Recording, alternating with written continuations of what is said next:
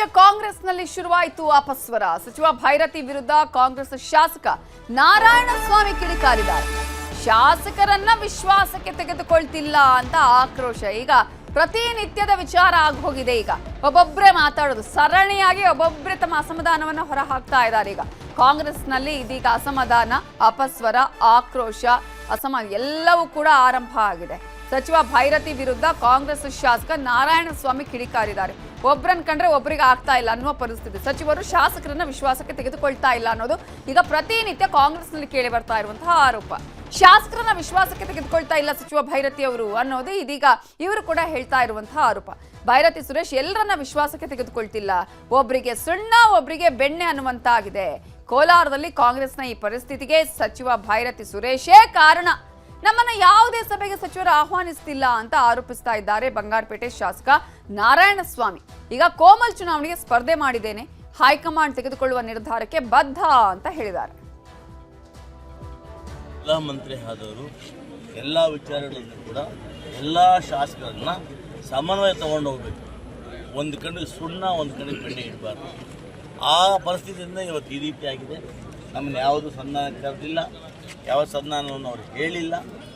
ಆಯಿತಾ, ನಾವಿವತ್ತು ಚುನಾವಣೆ ನಿಂತಿದ್ದೇವೆ, ಸ್ಪರ್ಧೆ ಮಾಡಿದ್ದೇವೆ. ನಮ್ಮ ಹೈಕಮಾಂಡ್ ಏನಿದೆ, KPCC ಅಧ್ಯಕ್ಷರಾಗಿರ್ತಕ್ಕಂಥ ಗೌರವಾದ DK ಶಿವಕುಮಾರ್ ಅವರು, ಮುಖ್ಯಮಂತ್ರಿ ಸಿದ್ದರಾಮಯ್ಯನವರು, ಅವ್ರ ಬಳಿ ನಮ್ಮ ಅಹವಾಲು ಹೇಳ್ತೇವೆ.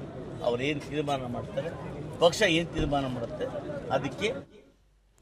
ರಾಮನಗರದಲ್ಲಿ ಜೆಡಿಎಸ್ ಪಕ್ಷದ ಡಿಜಿಟಲ್ ಸದಸ್ಯತ್ವ ಅಭಿಯಾನ ನಡೀತಾ ಇದೆ. ಈ ಹಿನ್ನೆಲೆ ಇವತ್ತು ರಾಮನಗರಕ್ಕೆ ಜೆಡಿಎಸ್ ಯುವ ನಾಯಕ ನಿಖಿಲ್ ಕುಮಾರಸ್ವಾಮಿ ಬೈಕ್ ರ್ಯಾಲಿ ಮೂಲಕ ಆಗಮಿಸಿದ್ದು ನಗರದಲ್ಲಿರುವ ಚಾಮುಂಡೇಶ್ವರಿ ದೇಗುಲಕ್ಕೆ ಭೇಟಿ ಕೊಟ್ಟು ಪೂಜೆ ಸಲ್ಲಿಸಿದ್ದಾರೆ.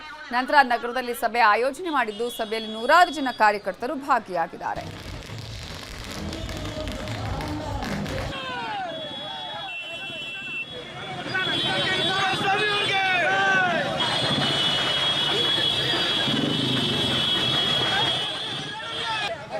ಸ್ವಕ್ಷೇತ್ರ ಆಗಿರ್ತಕ್ಕಂಥ ರಾಮನಗರ ವಿಧಾನಸಭಾ ಕ್ಷೇತ್ರದಿಂದ ಸಂಘಬಸನ್ ದೊಡ್ಡಿಯಿಂದ ಚಾಮುಂಡಿ ಟೆಂಪಲ್ವರೆಗೂ ನಮ್ಮ ಜೊತೆಯಲ್ಲಿ ಪಕ್ಷದ ಕಾರ್ಯಕರ್ತರುಗಳು, ಮುಖಂಡರುಗಳು ಬೈಕ್ ರ್ಯಾಲಿ ಮಾಡುವ ಮೂಲಕ ಮತ್ತು ಸಾಕಷ್ಟು ಜನ ತಾಯಂದ್ರುಗಳು ಕೂಡ ತಲೆ ಮೇಲೆ ಕಳಶವನ್ನು ಒತ್ತಿ ನಮಗೆ ಒಂದು ರೀತಿ ಆಶೀರ್ವಾದ ಮಾಡ್ತಕ್ಕಂಥದ್ದನ್ನ ಇವನ್ನೆಲ್ಲವನ್ನು ನೋಡಿದಾಗ ರಾಮನಗರ ತಾಲೂಕಿನ ಜನತೆ ಸನ್ಮಾನ್ಯ ದೇವೇಗೌಡರಿಗೆ, ಸನ್ಮಾನ್ಯ ಕುಮಾರಣ್ಣ ಅವರಿಗೆ ಹಾಗೂ ನಮ್ಮ ತಾಯಿಯವರಿಗೆ ಇಲ್ಲಿಯವರೆಗೂ ಕೂಡ ಸತತವಾಗಿ ಆಶೀರ್ವಾದವನ್ನು ಮಾಡಿದ್ದಾರೆ. 6 ಬಾರಿ ಶಾಸಕ ಸ್ಥಾನವನ್ನು ಕೊಟ್ಟಿರ್ತಕ್ಕಂಥ ತಾಲೂಕು.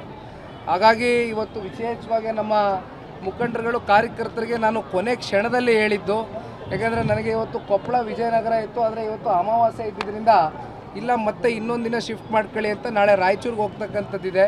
ಹಾಗಾಗಿ ನಾನು ಕೊನೆ ಹಂತದಲ್ಲಿ ಒಂದು 2 ದಿನದ ಮುಂಚೆ ಫೋನ್ ಮಾಡಿ ಹೇಳಿದ್ದು, ಇವತ್ತು ಈ ಮಟ್ಟಕ್ಕೆ ಪಾಪ ಎಲ್ಲ ಮುಖಂಡರುಗಳು, ಕಾರ್ಯಕರ್ತರುಗಳು ಅವರೇ ಸ್ವಇಚ್ಛೆಯಿಂದ, ಸ್ವಪ್ರೇರಣೆಯಿಂದ ಭಾಳ ಅದ್ಭುತವಾಗಿ ಒಂದು ಯಶಸ್ವಿಯಾಗಿ